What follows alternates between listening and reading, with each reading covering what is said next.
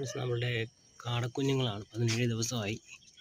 ഇന്ന് രാവിലെ നമ്മൾ പഴയ കൂട്ടിൽ നിന്ന് കാടക്കുഞ്ഞുങ്ങളെയൊക്കെ മാറ്റിയിരുന്നു. ഇപ്പോൾ ഇതിൽ കോഴിക്കുഞ്ഞായിരുന്നു. 140 പീസ് സാസോ ചിക്സ് നമ്മുടെ കിടപ്പുണ്ട്. അത് വീഡിയോ ഇട്ടിട്ടില്ല, വേറെ കൂട്ടിലാണ്. അത് കിടന്ന കൂടാണിത്.